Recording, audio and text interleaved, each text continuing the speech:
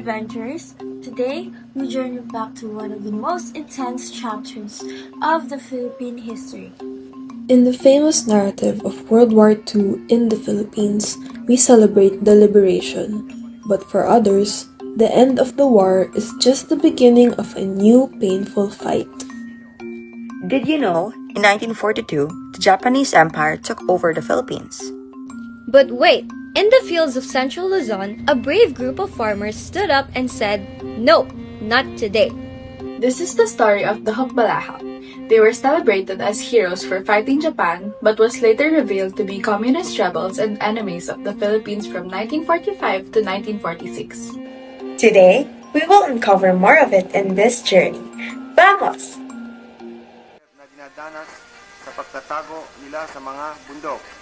Gayun din naman ay tinutulungan sila ang lahat ng mga bagay tungkol sa pagkain at sa mga mayong sugat. Before the Japanese arrived in the Philippines, Central Luzon was already facing massive problems.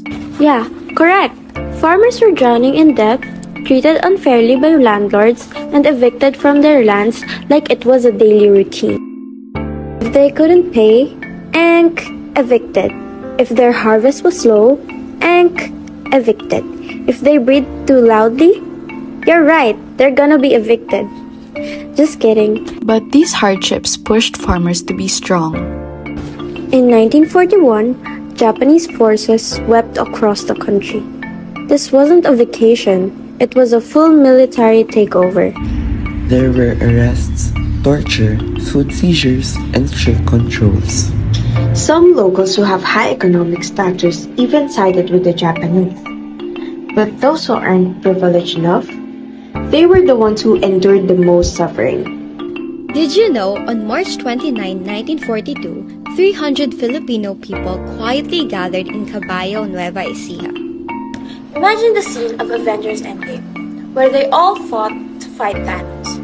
But imagine that with our Filipino people, or farmers, rather, and their sinaunang weapons. Isn't that so cool? They formed the Hukbong Bayan Laban sa Hapon, or in English, the People's Army against the Japanese. The Hukbalahap. They vowed to defend the Filipino people. In just 3 years, the Hukbalahap grew from a tiny resistance group to the most powerful guerrilla force in central Luzon. They weren't just a random group of fighters. They had different squads, platoons, commanders. And if you had CAT training like me during 10th grade, you'd know more about these. The Hukbalahap survived because of the people. Villagers fed them, hid them, and protected them, and even passed messages. It was like having an entire province as your headquarters. They mastered hit-and-run tactics, night raids, and supply line sabotage. If you play the game Mobile Legends like me, and you're familiar with the word ganking, it's similar with how the Hukbalahap created guerrilla action. By 1945, they had 20,000 fighters and 50,000 reservists. Imagine the arena filled with guerrilla warriors. That was the Hukbalahap. They didn't just fight, they protected villages, punished abusive collaborators, and restored peace in areas under their control. That's true, El. The Hukbalahap weren't just soldiers. They were the guardians of the people. They took weapons from retreating American troops and focused on attacking Japanese partners or collaborators. But because of their communist ideas, they kept their distance from the American forces. The war made them necessary heroes, but the very idea that made them strong, sharing land and communist thought, would soon turn them into criminals.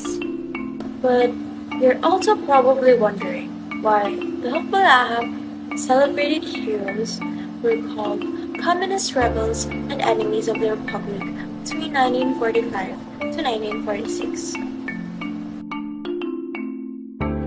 The biggest issue was the return of the old power structure. When the war ended, the wealthy landlords returned the power and took back the land the Huks had distributed. This immediately caused conflict. This felt like a complete betrayal to the poor farmers who had fought the war.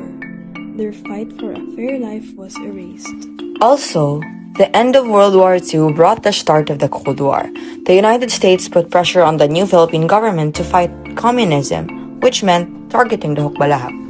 The situation got worse because of fighting over what to do with collaborators after liberation. Some collaborators had joined the Japanese, and this helped push the Huks into action.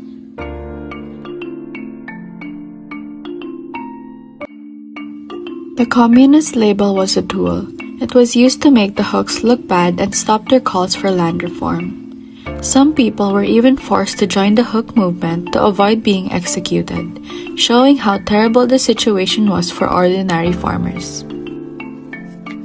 To truly tell this story, our research used a careful method.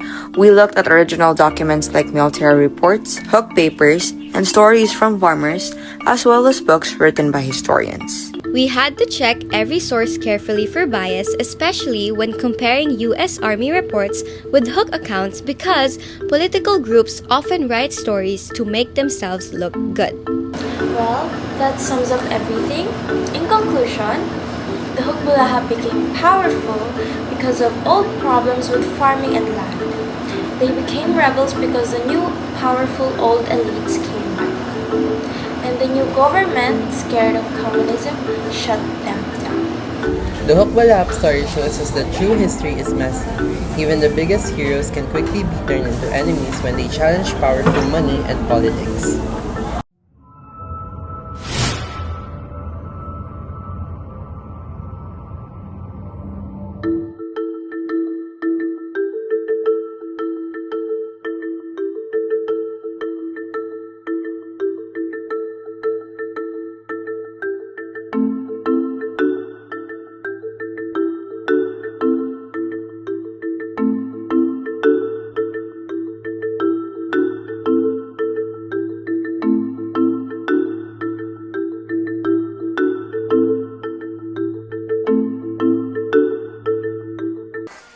Pagtatago nila sa mga bundok.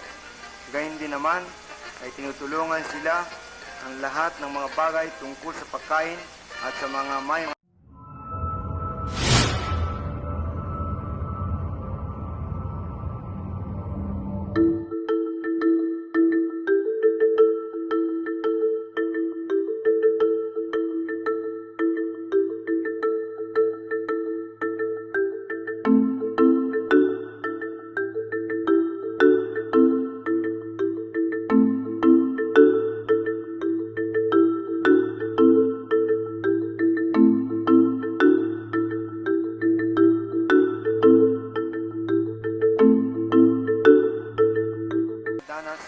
sa pagtatago nila sa mga bundok.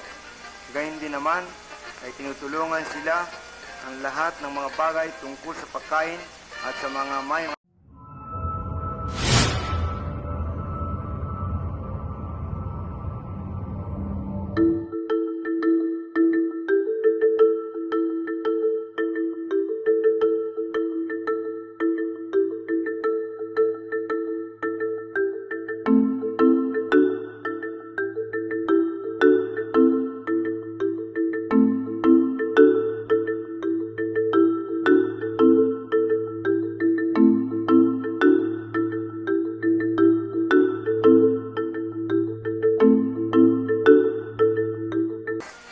pagtatago nila sa mga bundok.